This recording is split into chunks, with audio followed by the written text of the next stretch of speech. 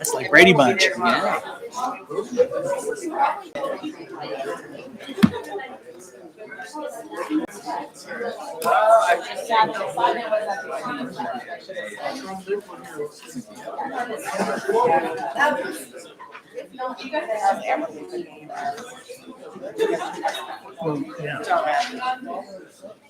Yeah.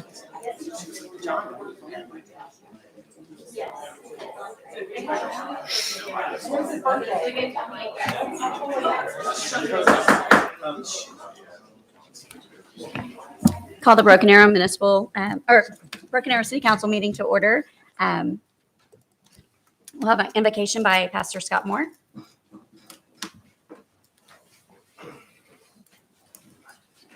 Let's pray together. Heavenly Father, we come before you this beautiful evening, and we're just thankful for such a great day today. And Father, as I always start with, I'm thankful for good leadership.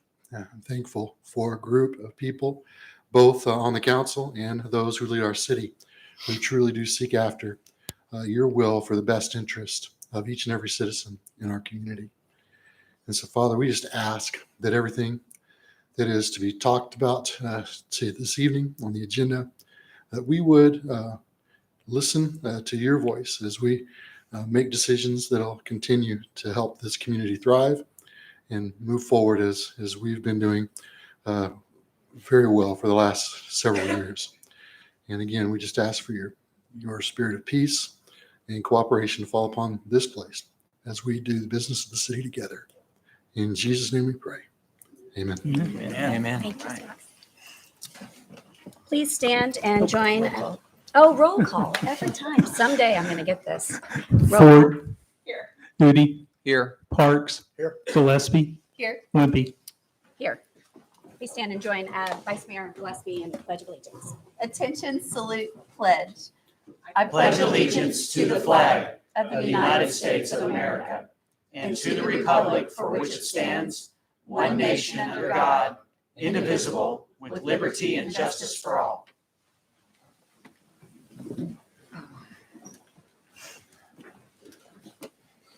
Are there any items from the consent agenda that need to be removed? Move to approve the consent agenda. Second. We have a motion and a second. Roll call.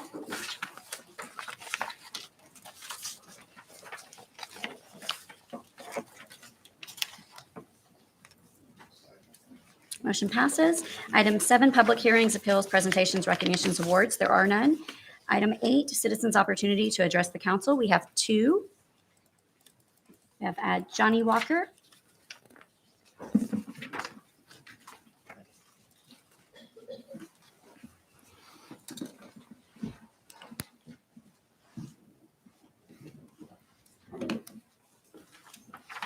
State your name. You have 3 minutes. Johnny Walker. Thank you, council, for allowing me to come up. I appreciate each and every one of you who serve the community. It is an unpaid position. I realize that. I've actually sat in your seats before in a different community. So I understand what you do. Thank you. You know, the pastor said each and every citizen. And I appreciate that, Pastor, because that's what we're supposed to be about. You know, just a few days ago, we were all captivated by a social media presentation that was saying, get ready for an exciting announcement. Prepare yourselves for an exciting announcement. So we all were captivated. What is this? What is this exciting announcement that's going to happen tomorrow? We were all tweeting our neighbors, our friends.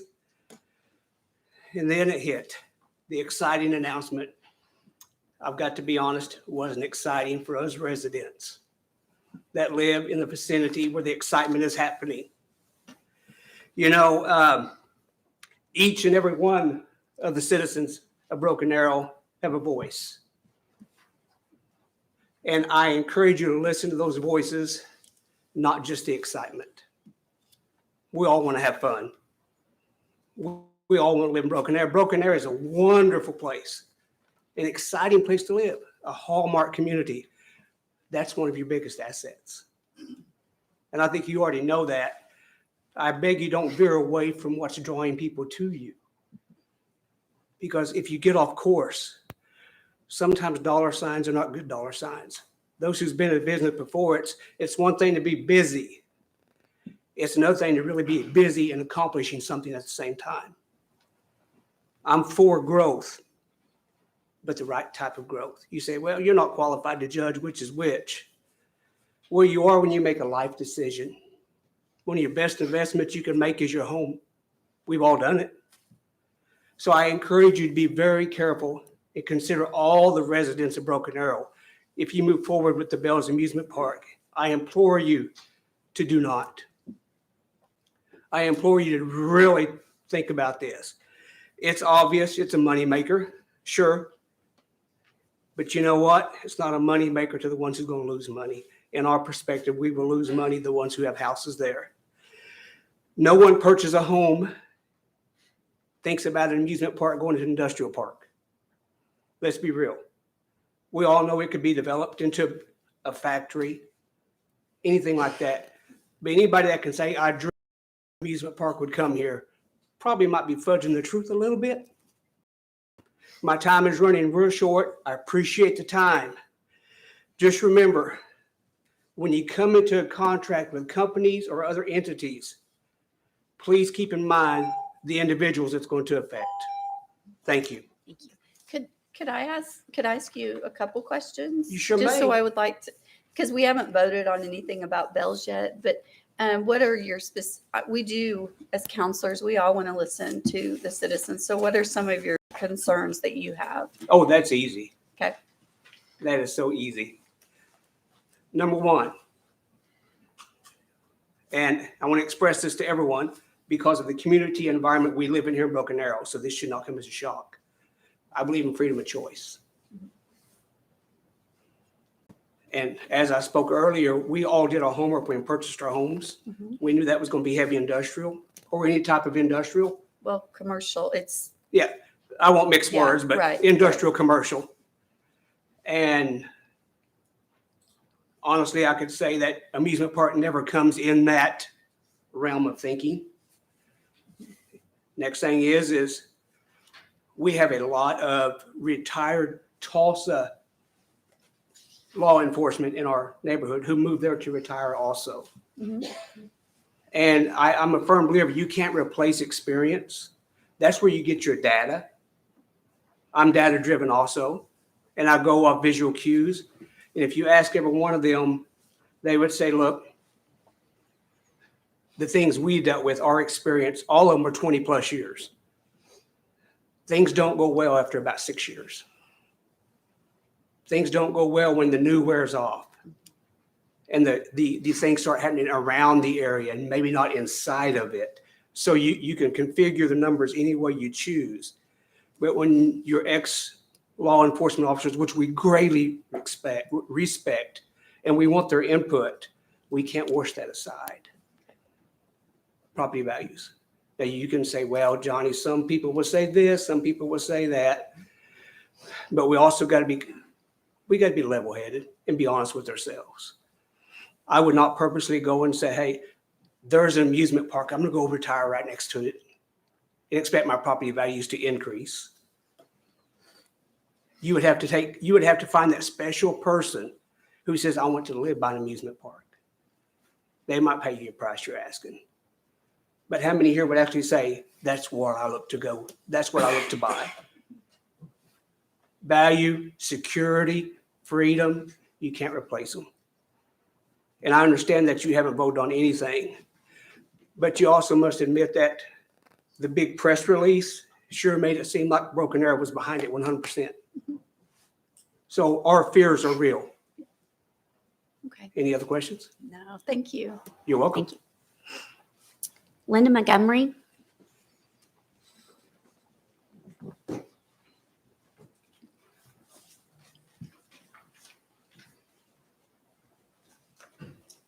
I think Johnny Walker started it for me, so I'll finish it. First, I do want to recognize all of you as good counselors, and that's why I moved to Broken Arrow. I trust your board. You've made good decisions, and I'm a new homeowner. Villa's at Bell Lago. Johnny's at Bell Lago, I think.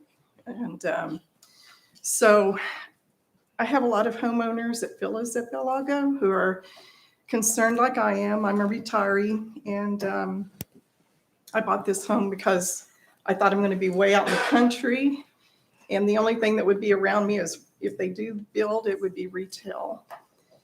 But on the line of amusement park, that is the level of an airport because you're 300 feet from your boundaries are not the boundaries. The boundaries are going to be the rides in the sky. So you have so much vertical noise and visible machinery that will really be a distraction from our community. We already have people that have turned down homes to buy this week in our neighborhood. They're building a whole new 2 blocks of homes. And because they heard the TV commercial, they don't want to build now. If it was a little bit further north, but they wanted to use this property at the creek in 71st because it's in Wagner County and the taxes are cheaper. But if they had gone north, there's no homes they would have affected. That's what I'm asking you.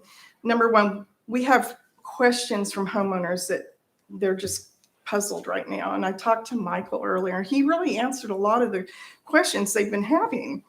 So I guess that's my first start. We need to start communications with our homeowners. And I'd like to call a special meeting if that's possible, just an hour. So 1 person or 2 people could come up, Johnny maybe from Belago, and we could just have a list of questions. First of all, we didn't know anything about the zoning. And I know you said you posted it, but this was through COVID. Nobody was even paying attention. So we really got caught off guard. And, I want peace. I do. I'm actually an ordained minister. So I understand peace and I believe in prayer. And that's what we're doing. We're praying right now that this doesn't happen. This is my retirement home. And I have a beautiful view. I'm going to start crying of the back of the start of where they're going to start building. And I know I had horses, or there were horses there before, and now they're gone. But I know it won't last. I knew retail would come in, but not an airport amusement park. Something that's going to be in the sky and noisy. And so thank you for letting me come and speak. Thank you. Thank you. Well, we are working on a neighborhood meeting actually for all the neighborhoods, so we will be talking to you on so that a date has been set, but we'll With make sure Bill. that you get that information. Is it with Bill, the president? Actually, we've had a couple residents in a couple of the developments reach out, wanting to get together, and then actually we're supposed to meet last Tuesday, and then it was canceled because the homeowner associations for several of the developments wanted to get together and do what you just said, have one meeting. Yes. And all of the council members have encouraged the administration, and if we do have something, I'm sure a majority of them will be there. Okay. I just want to make sure, and we've communicated this in my statement. If you read down at the bottom, the bottom line is the city gets requests for growth or economic development prospects all the time. Okay. And we consider all of those prospects, as every community does when there's the potential. But they have to submit an application. And we understand the concerns that the residents have about the lighting, the traffic, the security, the property values. I can tell you this, this is not something the city's looking at as, and this is what kind of irritates me, is everybody's first assumption whenever we announce something is that we're happy about the money, about the sales tax or the property taxes that it would generate. And that's not my first thing. It's usually about jobs. It's usually about good jobs. It's always about something that's going to be in addition to the community.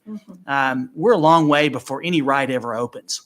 And I just want to make it clear to you and ask you to go back to talk to your homeowners, your neighbors, is that this city has a reputation of making developers follow the code. And this council asks a lot of questions to the point where some developers not happy that council's asking a lot of questions. And so we may not get there, but to make this type of announcement, it is exciting for our community, but we understand those concerns, and we'll go wherever we need to go and talk to every residents, as long as they understand is that we're trying to do what we think is best for the community, because all 6 of us love this city just as much as anybody else in this city.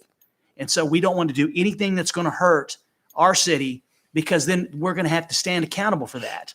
Not only today, 6 years from now, 10 years from now. So I can assure you, I'm not going to recommend anything to this council that I don't feel like that the developer can maintain.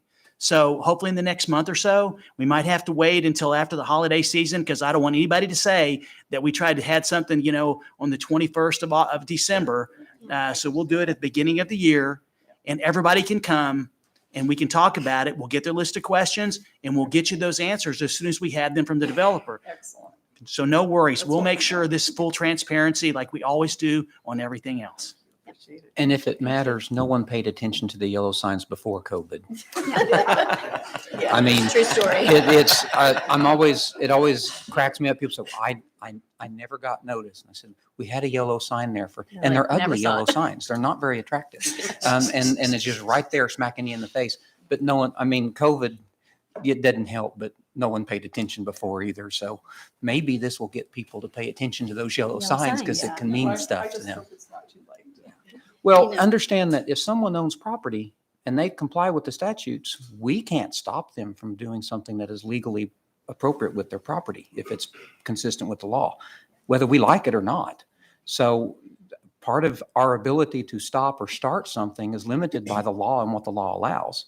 So this council will take every step to make sure that the law is followed, to make sure that every resident is protected as best we can by giving the proper notices, but understand that some of the requests made to this council requests this council can't legally do, even if we agree with you. Does that make sense? There's no turning back. correct? No, that's not what I said. No, I was just wondering. Right. What I'm saying is, once something is zoned, that's step 1, not step 20. Zoning is step 1. There's approving site plans. There's a whole litany of things that would have to happen. That's what the city manager is referring to. That would have to happen before a blade of a shovel could break the ground. And that's the thing is we are very early in any of this, as we would with any other situation. So I know you had anxiety. I'm not saying I wouldn't either. And it's much easier to have less anxiety when you live 2 miles away like I do than when you live. I agree with that. It's just our values have already dropped and the shovel hasn't even. Well, yet. I values were dropping before because the real estate's starting to slow down. Whether there's a direct connection, I don't know. But what I am saying is that we understand what this does. So we do take it very seriously. But to date, no request has been made to this council for any assistance. No request has been made to this council for any action on this, other than to celebrate an announcement. I wasn't able to be there, so I don't know if I've celebrated yet, but Commercial just really blew everybody away. I don't guess I know the commercial you're talking about. Channel 2. Oh, okay. Okay. I'm not familiar with the commercial. I knew there was a press conference. So I know I'm not trying to belabor this, but what I'm trying to say to everyone who's concerned about this is very early in the stages, and we all have eagle eyes on this, because there's a lot. I have a whole list of things that are going to have to be answered before I would vote for anything, especially if it meant money. Okay. I appreciate the council's comments and concern, and we will look to set up a meeting. Number one. And secondly, is the staff is already starting to have, we've been having discussions just recently, Chief Berryhill's talked to Norm a little bit about, the concerns we have. Obviously, security is very important. So I just want to make it clear to the public is that we are looking at this from the perspective that we know an application will be coming, so we can be prepared. And that includes looking at whatever state agency may have responsibility that they have to get approval from to make sure they're aware of this. And so we're doing our due diligence on what we can based on what we know. And as we know more, because of this concern, we will keep the council posted. We will keep the community posted. So everyone feels like they're fully aware of when the application is submitted, that we begin that process, that they'll be able to come and participate in that public policy process. All right. Item 9A, receive bids for the purchase of 19,500 or $19,500,000 general obligation bonds, Series 2021A of the city, and vote to award said bonds to the most advantageous bid, complying with the notice of sale and instructions to bidders. Cindy Arnold. Good evening. 2 meetings ago, you authorized the sale of the of $19,500,000 general obligation. John Wolf, today they opened the bids at 11 a.m. and we received 4. And John will go into a little bit on the bids. Thank you. Good evening. Evening. Pass it out.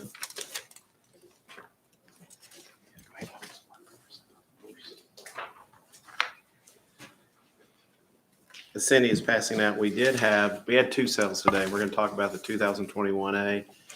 We received 4 bids today. And while Cindy's passing those out, usually I come over, there is multiple pages of agenda items after me. I don't see as many tonight. That you may wish you had more, but I will want to elaborate on a couple of things other than droning through interest rates to the 4th decimal place. Like I said, on the 21A bonds, you had 4 bids. The low bid was from the Baker Group, and the low bid was a 1.830824%. That's pretty close to where I think it's about 5 basis points lower than we were projecting. Market's been up and down, but that's very close to what you had on your last 20-year issues you sold last year. And so very happy for the city. Couple other things associated with this that are important. Each time you go out and you issue general obligation bonds, you have to have a national rating, or you guys choose to have a national rating. You were affirmed of your rating of AA3. And we have, over the last month or so, provided offering documents for you to review, for staff to review. And I don't think we have addressed this in quite some time.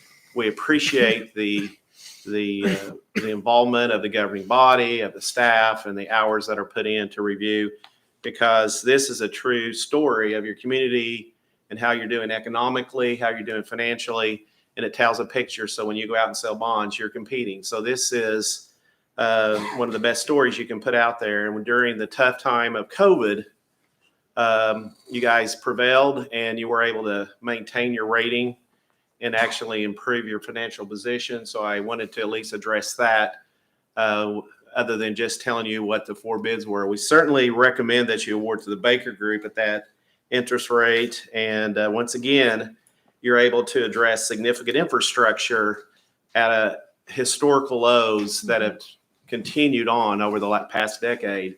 And so you're addressing a significant amount of your infrastructure at some of the lowest rates in U.S. history. So you are certainly economically putting your best foot forward for your citizens and getting these projects done. So we recommend that you award the Baker Group. Be glad to answer any questions that any of you have. Is there any questions? I'd make a motion to approve the bids, and well, they don't give us the motions anymore, so I have to make a motion to approve the bids for the purchase of $19,500,000 general obligation bond and award the bid to the Baker Group. Second. We have a motion and a second. Roll call.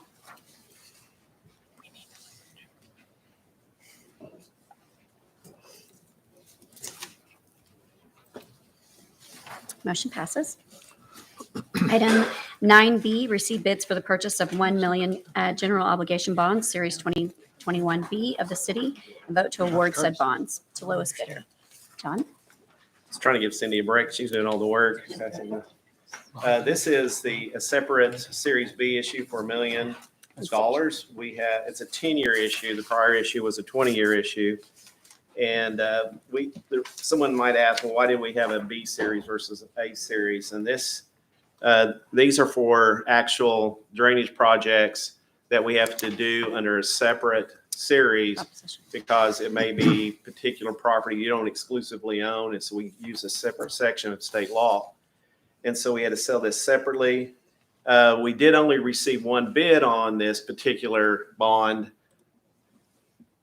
more than anything is when you're competing in the national market and you're looking at a 10-year term, which is only half of what you had on the previous issue, then you can see that your principal maturities in the middle of about 110,000. Those are really in the whole scheme of things, low dollar amount pars. So did not get as much interest in this particular transaction. The positive thing is that your rate was a 1.36%. And so at the end of the day, I'm a bean counter talking to you. So it's important to me. You may not look at this as critical, but we'd like to get more than one bid, but we're happy to recommend award to Huntington Securities at the 1.36% rounded. I'm on that drainage committee, and we were reluctant. We needed that money, at least for direction for our future projects. And we knew it was going to have to be submitted separately. And I was afraid that it was going to be a higher interest rate because it wasn't as much money, but I certainly am pleased that it wasn't. So I don't think it harmed you in this scenario. So I would recommend award, obviously, to your sole bidder. I make a motion to approve the bids received and award to Huntington Securities, right? Is that, for the sale of $1 million in general obligation bonds, Series 2021B. Second. We have a motion and second. Roll call.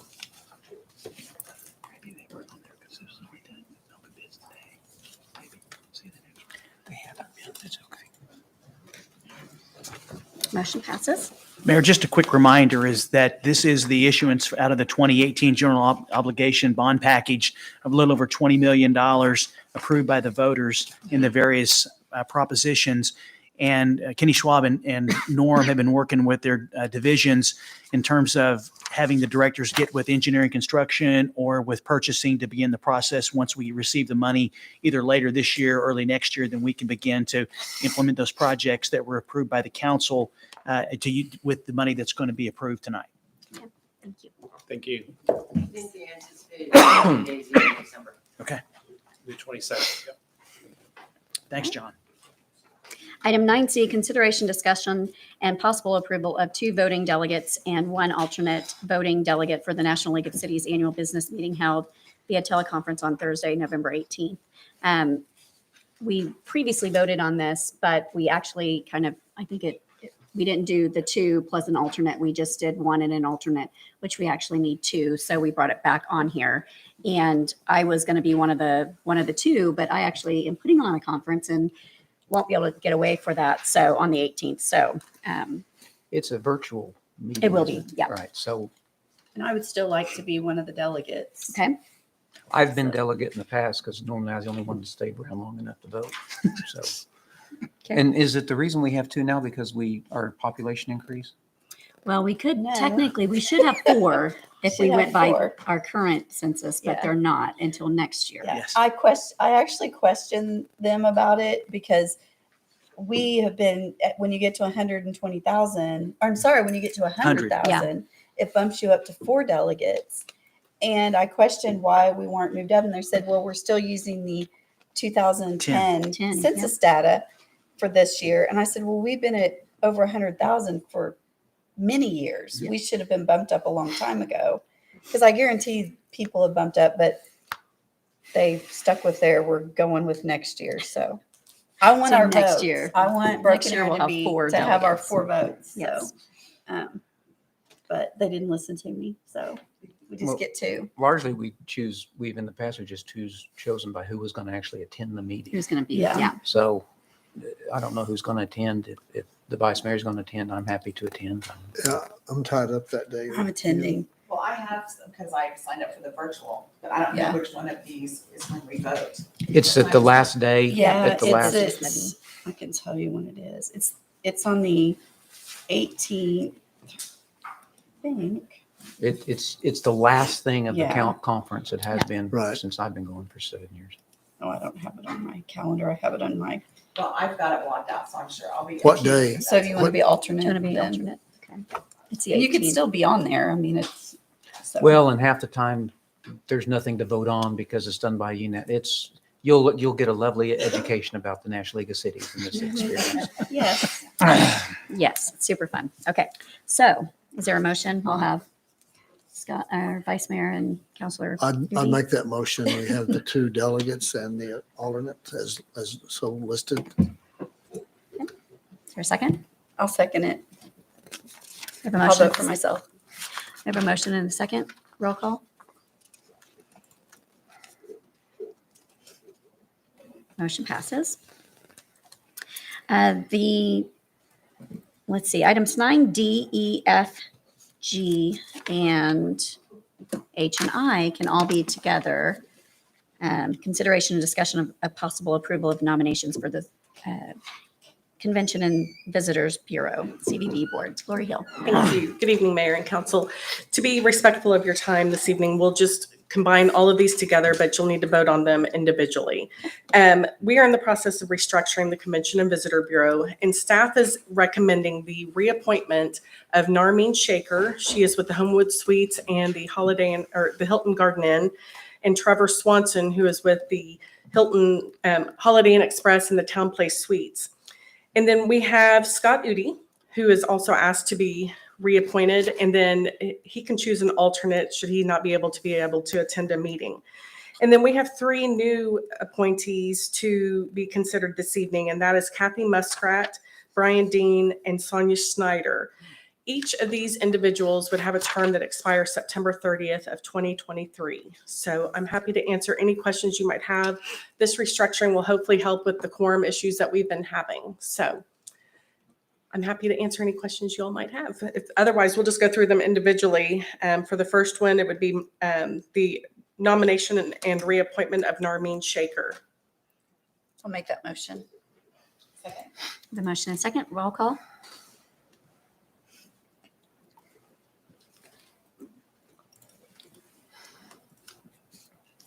Motion passes. Okay.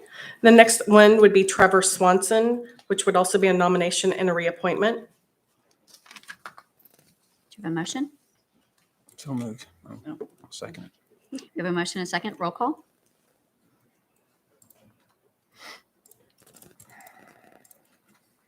Motion passes. And the next is Kathy Muskrat. She would be the appointee for Johnny Parks, and this would be a nomination and a new appointment. I'd make that motion. I second. We have a motion and a second. Roll call. Nice to see a muskrat back involved. Motion passes.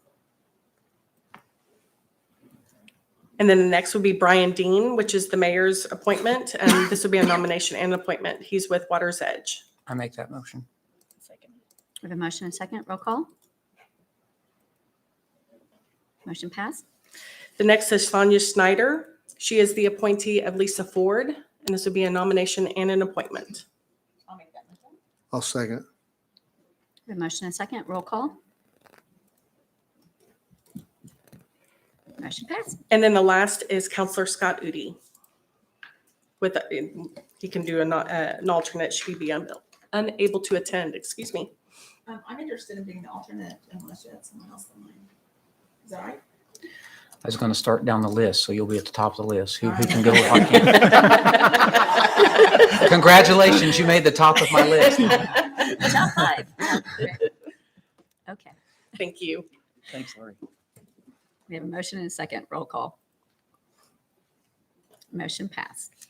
All right. There are no preview ordinances.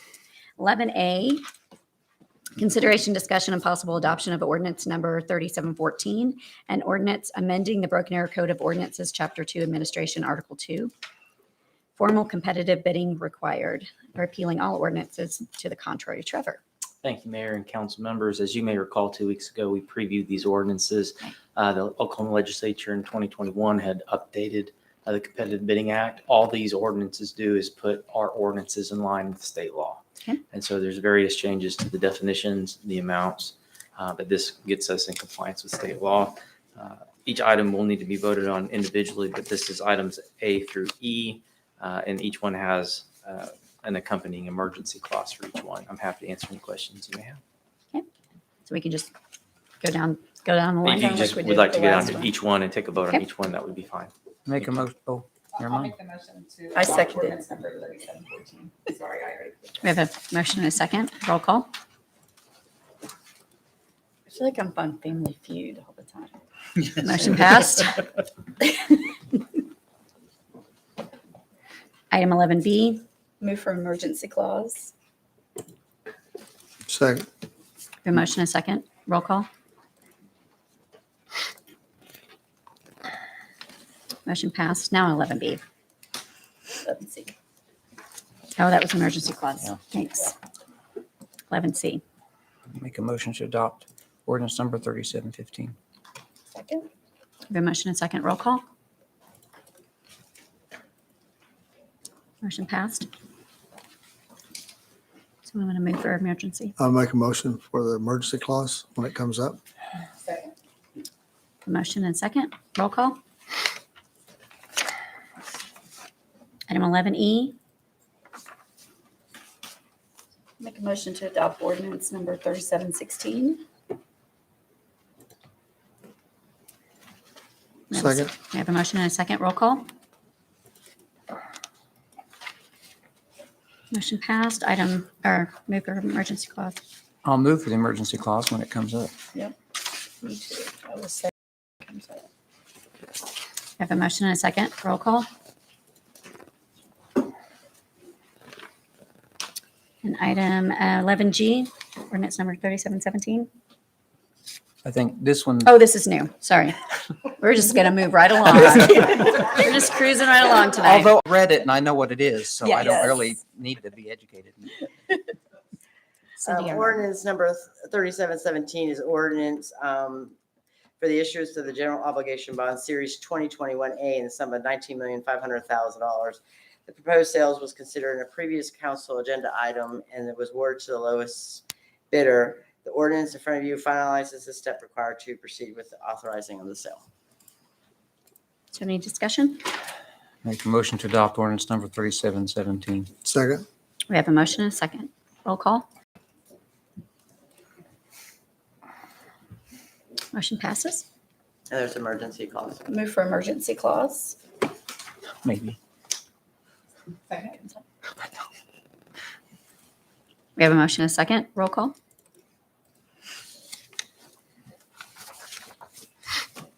Item 11I, consideration, discussion, and possible approval of ordinance number 3718. Ordinance number 3718 is an ordinance providing for the issuance of the general obligation bond series 2021B in the sum of $1 million. Proposed sales was considered in a previous council agenda. The lowest bidder was awarded.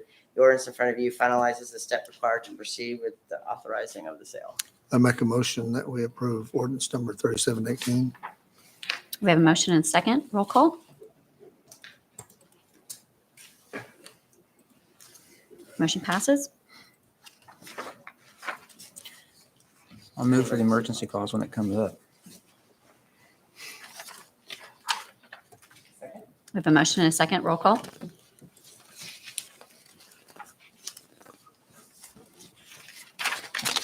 Motion pass. Thank you. Thanks, Cindy. You're welcome. Remarks and inquiries by governing bodies. I have remarks. So, did we have an amazing weekend in Broken Arrow last weekend or what? I mean, it was freaking awesome. So, I'll say this one. Y'all know I'm a racing fan. And Brady Bacon, who is a native of Broken Arrow, he won his 4th USAC championship over the weekend. So, the season isn't over, but he had, his points accumulated enough that he can claim the championship. So that's pretty awesome. So he'll be back in Tulsa at the shootout, the Tulsa shootout and the Chili Bowl coming up at the end of December. So, and so I'm doing something now because I feel like people need to hear from the Constitution more. And so, the first 10 amendments of the Constitution are the Bill of Rights. And they were ratified, let's see, December 15th. So almost, I think it's 230 years ago, December 15th, 1791. And so I'm just going to read the first 2. I won't read all 10 of them. I'll read the next 8 through the months. So the First Amendment, Congress shall make no law respecting an establishment of religion or prohibiting the free exercise thereof or abridging the freedom of speech or of the press or the right of the people peaceably to assemble and to petition the government for a redress of grievances.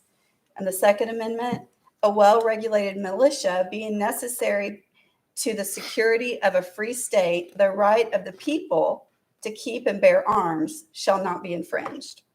So I just think every week I want to make sure that we're always remembering that we live in the greatest country in the world. Yep.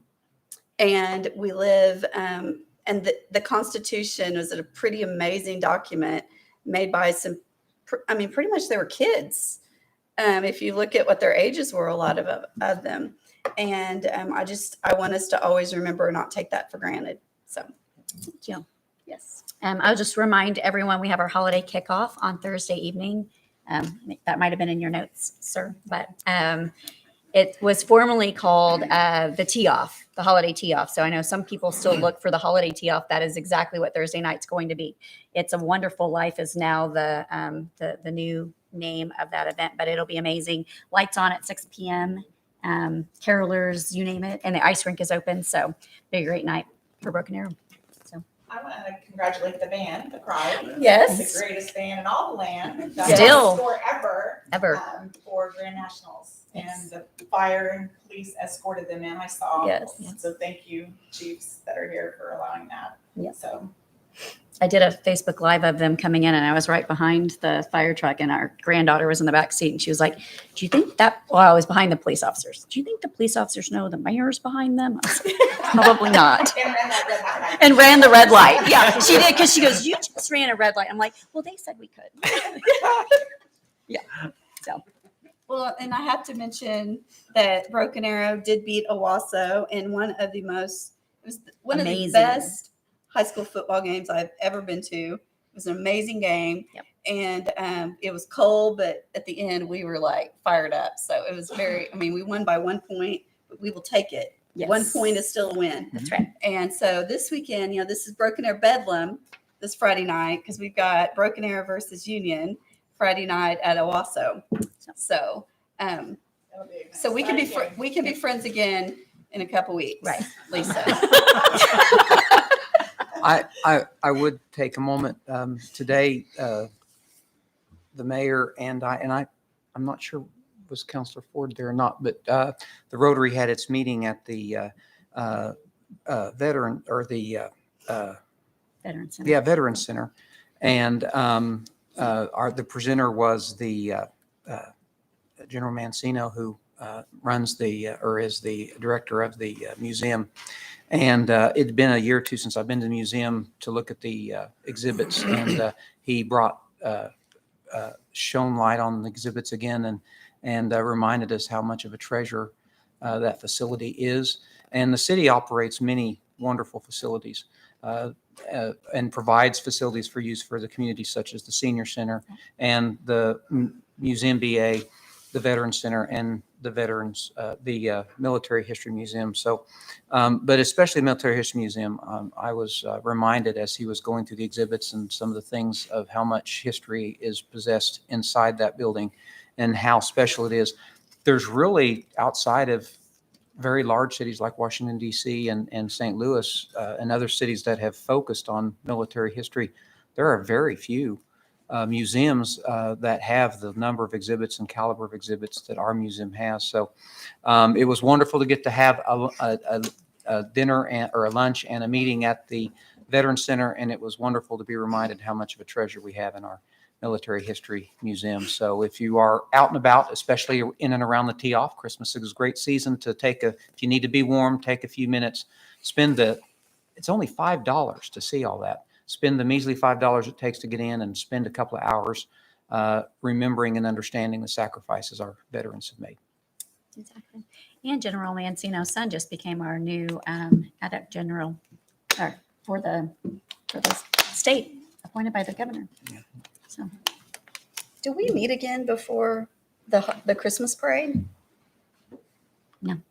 Okay. Uh, So well, the- Saturday, the 4th is the Christmas parade. December 1st, we meet December 1st Oh, we is our do? council meeting. So, Okay. That's a Wednesday. Oh, that's a Wednesday. so that means it will. That's right. Then the first one will be the 7th, Okay.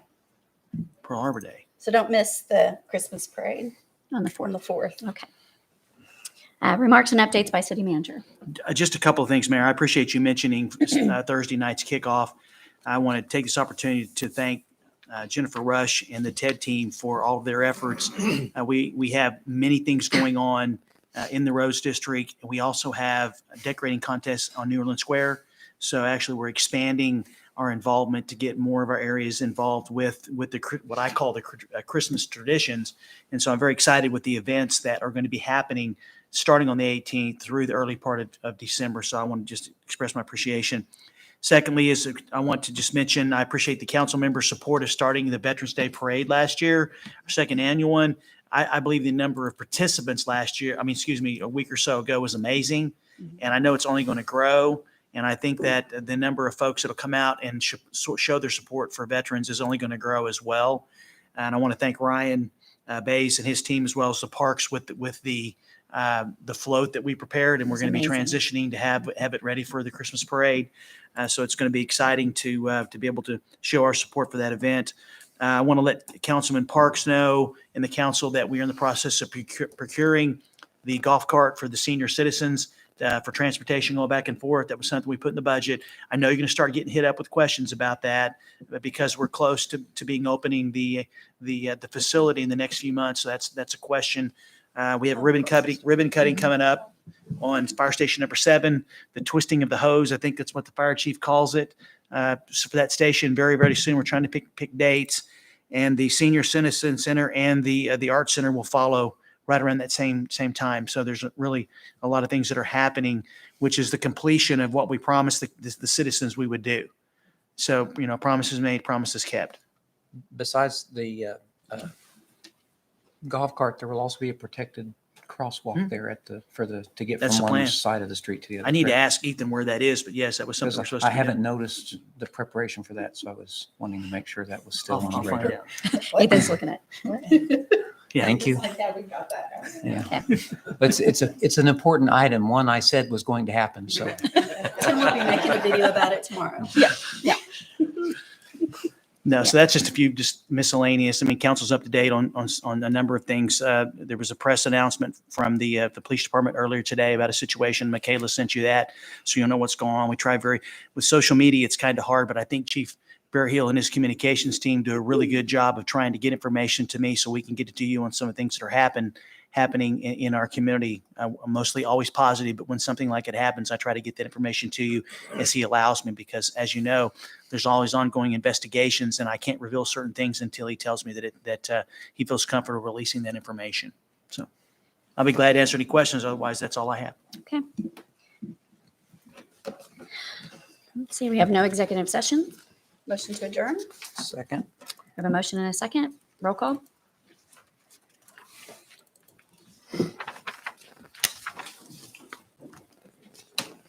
Adjourned. I'll call the Broken Arrow Municipal Authority meeting to order. Roll call.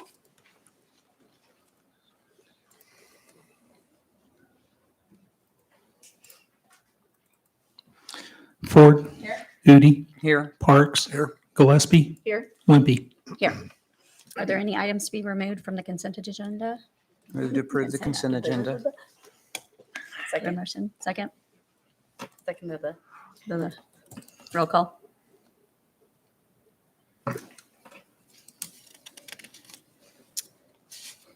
Motion is approved. Items 5A, public hearings, appeals, presentations, recognitions, and awards. 5A, presentation, consideration, and discussion of solid waste and recycling current programs. Jerry? Good evening. It's good to see all of you tonight. You too. So, if you would, we're going to go over this. It's going to be relatively quick because we're still waiting on the recycling center. So I'll get into that here a little bit. So, go ahead, next slide if you would. We've been working with our team on the mission statement, and everybody is a go with this. So if anybody has anything they'd like to add as far as the council is concerned, we're more than willing to entertain that as well. But it looks like we're going to kind of stick with this. So for now, it's solid waste and recycling here to ensure the preservation of communities and communities' environment by collecting green waste, recyclables, and refuse in a professional, safe, and efficient manner through teamwork, education, and while providing the highest quality of service. And I can say they are actually getting that done on a daily basis. I'm pretty proud of them right now. So here's a couple of things that we've done over the last couple of months since we met last time. The team continues to do outreach, and next slide, if you would, please. The team continues to do outreach, the farmers market, the Rose Festival. We co-sponsored the Trash Bash and Recycling Rally. I'd like to thank both of you as well for your help. That was an amazing event. We've done the Rumble in the Rose, the car show, the Hops and Bops, and the Spooktacular. Essentially anything that we do downtown or anywhere in the city, if solid waste and recycling can be part of it, we jump right in there and try to be. So I was really impressed with our last farmers market. Galea Albano, which you met, created a I Can Recycle coloring book page, and we were handing it out at the event. And it was just a hit. This is not, I got one picture of one of the kids because I had the presence of mind to get snap happy, right?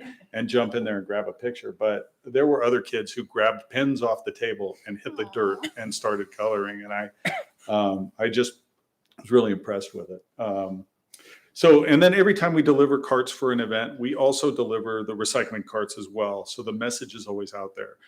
You know, BA is a recycling city. We do what we can to make sure that everybody knows Broken Arrow recycles.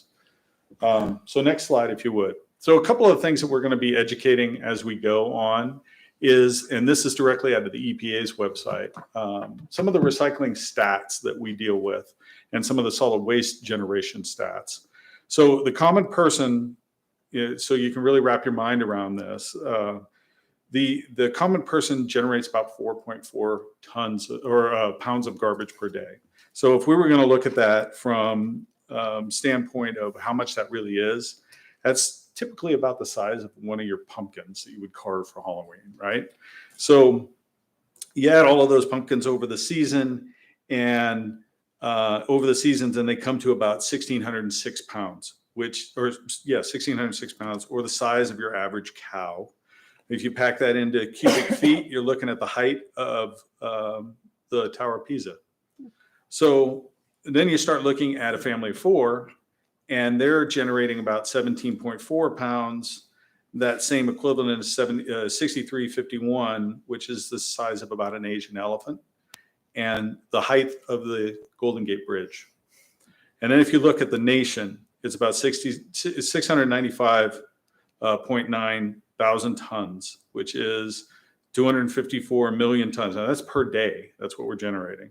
So 254 million tons a year, which is about the size of a blue whale. And it is enough garbage to go to and from the moon 25 times. It's 254 million tons, 1.2 million blue whales, and reach the moon 25 times back and forth, which is 11,534.90 miles. So as we educate people about the necessity of removing waste from our stream, we try to give them the big picture, right?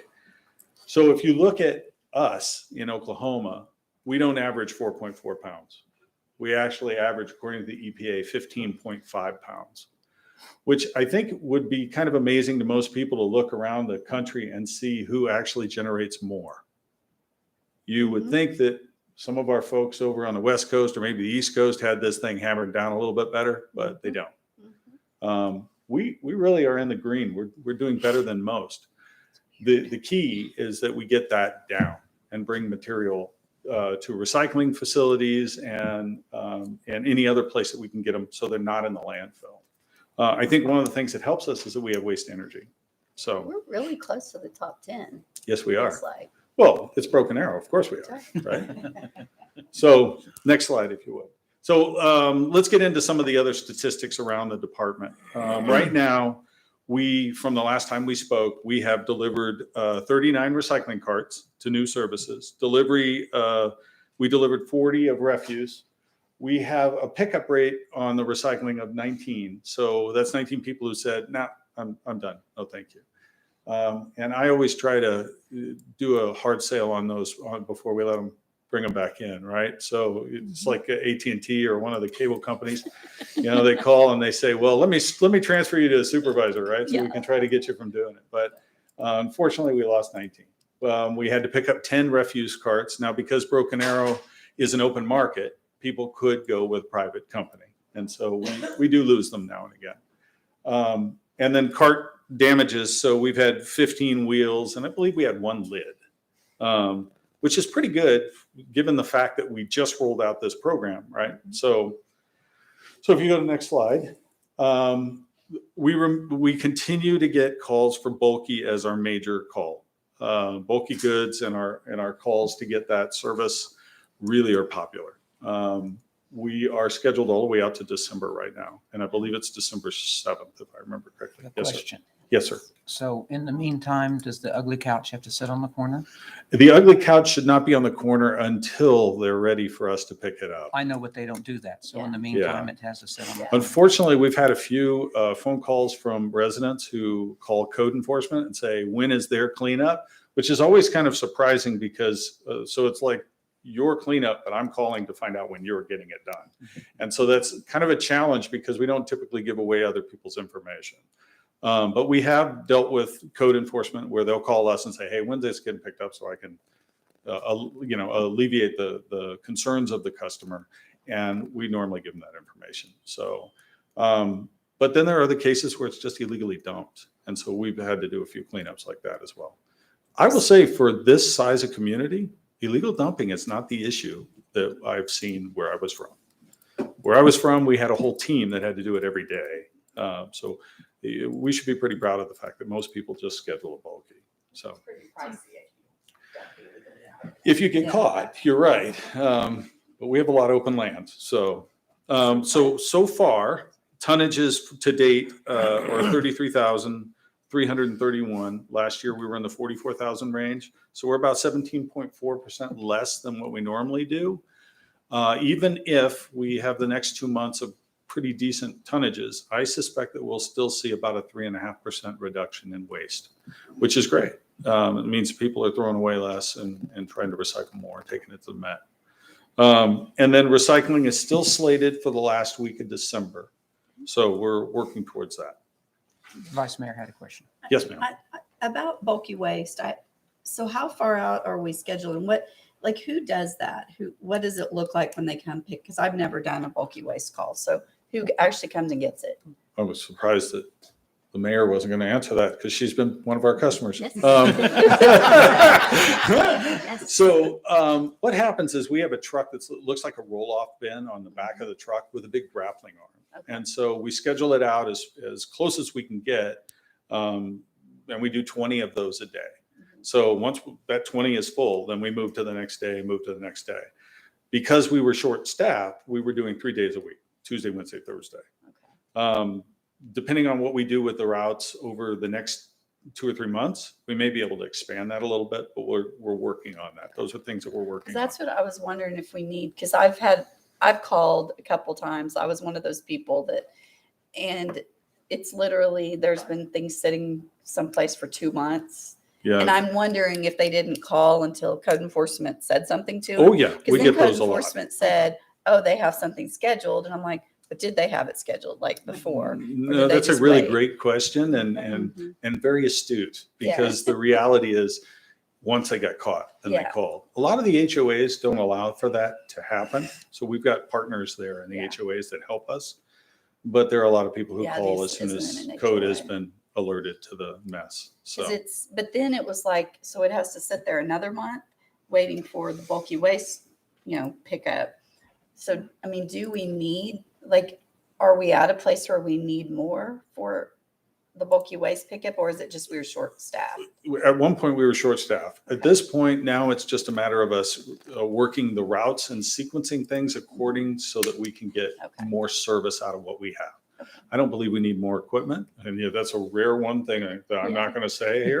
He's like, I'll very never often, say but that again. I don't think I need another truck. I don't think I need more drivers when it comes to this. What we need is we just need to work the work a little bit differently. So As our very valuable and very important employees that collect this stuff for us, as they're going around, if they see the old couch or the pile of wood on the corner for a week, another week, and there's no, do they actually will proactively put it in reach our system. Because that's why, because like Christy was saying, I've seen where it's there for weeks. And I'm thinking if the person doesn't know about bulky waste or doesn't bother to learn about bulky waste and no one else is, and the neighbors are more tolerant than I would be, it sits there for quite some time. Right. And so I was wondering if our staff was trained to notice and then take proactive. They engage the customers and let them know that the material that's there can't go in the truck that we have, but they should schedule a bulky. And we get that a lot. They will call our office sometimes and say, this has been here for a couple of weeks. This customer needs to schedule a bulky. I can't pick it up. And that's really them covering themselves by making sure that if the person calls in and says, they left my waste, Right.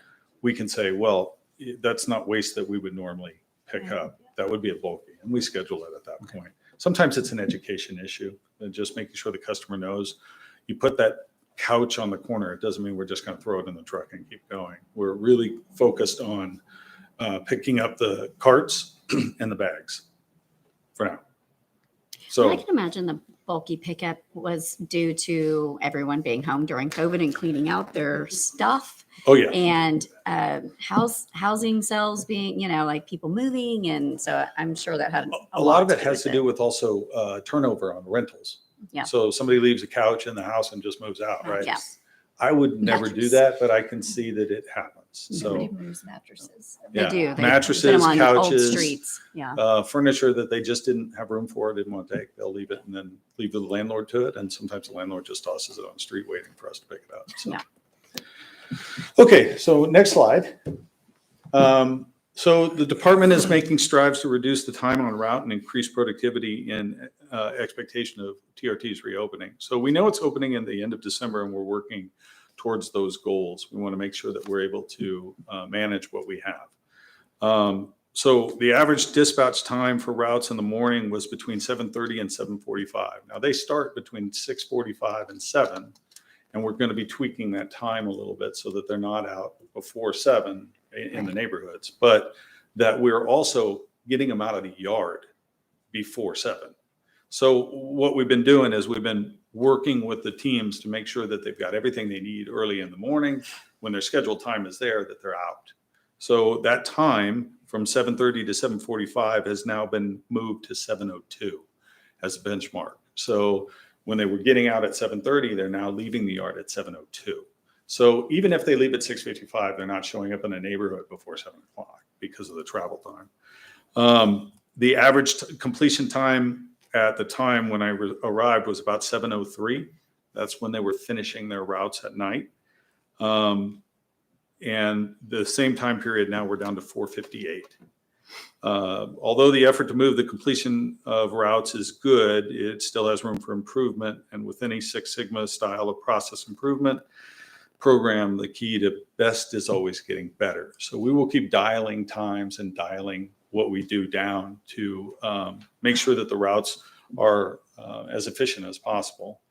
And those are just challenges that any route would, or any solid waste operation would be dealing with.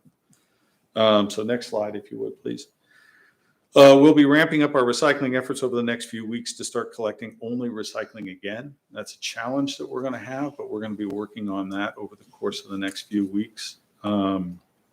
Although we still do not have a processor, we want to get the residents accustomed to seeing us pick up their recycling alone, not with the trash. So since we're still waiting on trucks, we'll be sequencing the routes to make them efficient enough to do both commodities in separate loads. GBB's report that you were all part of back in the day actually said that over the course of a year, you'll want to retweak and move around and work on those things. And so we're using that study as part of our discussion around this. So always referring back to that report. And that's about it. So does anybody have any questions for me? Any questions? All right, folks, I appreciate it. I'm always here to serve, so if you need anything, let us know. Appreciate it. Thank you. All right, there's no general authority business. Remarks from governing body members? Remarks from city manager? No, ma'am. There is no executive session. Move to adjourn. Second. I have a motion and a second. Roll call. We are adjourned. Call the Broken Arrow Economic Development Authority meeting to order. Roll call. Ford. Udi. Here. Parks. Here. Gillespie. Here. Wimpy. Here. Are there any items to be removed? Move to approve the consent agenda. Oh, Oh, well, never mind. well, We have a motion and a second. Roll call. I hate this system.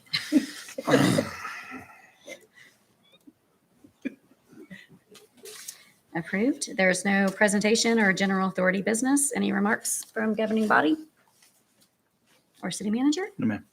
And there's no executive session? Make a motion to adjourn. Second. Bam. Well, Roll you can call. make it, but it doesn't mean they take it. I'll take it. Yes, we are adjourned. You guys probably have to put on the computer and pull up the screen. We'll wait on you. We'll do all this, but that's 3 hours.